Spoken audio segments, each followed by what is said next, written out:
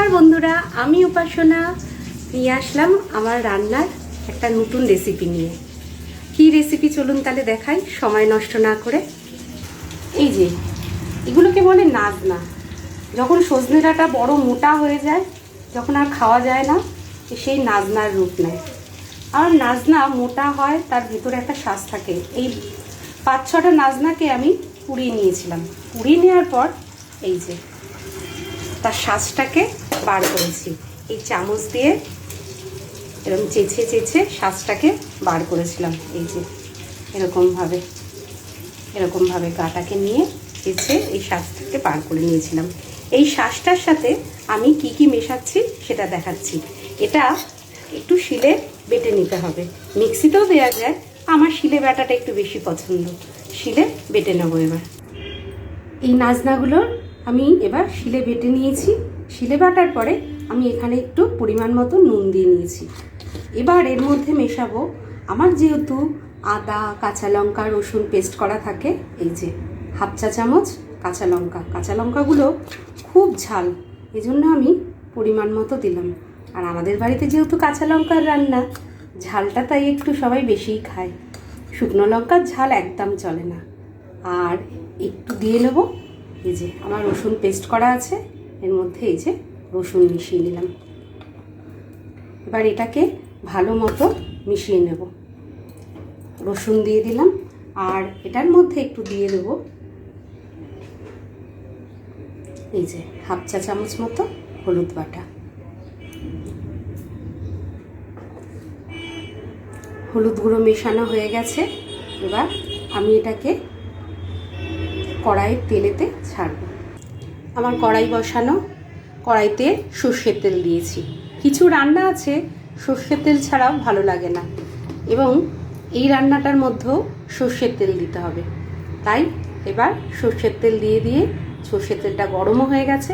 এবার আমি এটা ছেড়ে দেবো।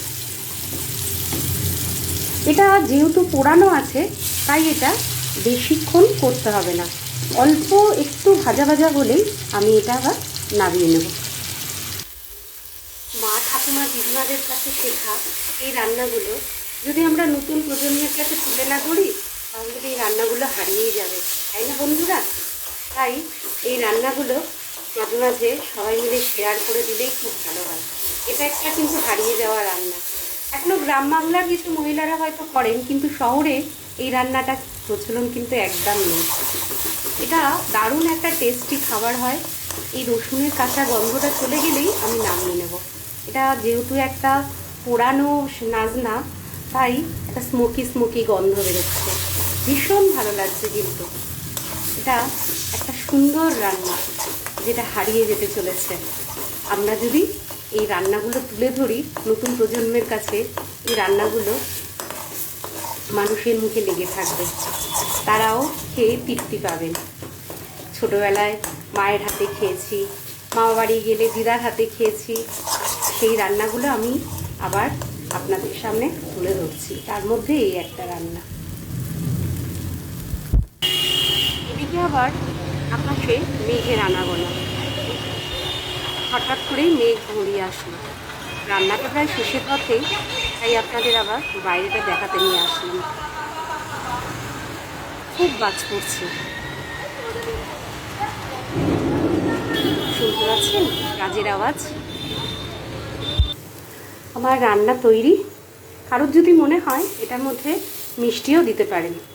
আমি এবার এটা নামিয়ে নিলাম। ওদিকে বৃষ্টিও নেমে গেল, আর আমার ভর্তাও তৈরি হয়ে গেল, নাজনা। কেমন লাগলো বন্ধুরা অবশ্যই জানাবেন। রান্নাটা ভালো লাগলে নিজেদের বাড়িতে করে খাবেন। খুব সুন্দর একটা রান্না, বৃষ্টির ওয়েদারে দারুণ জমে যাবে।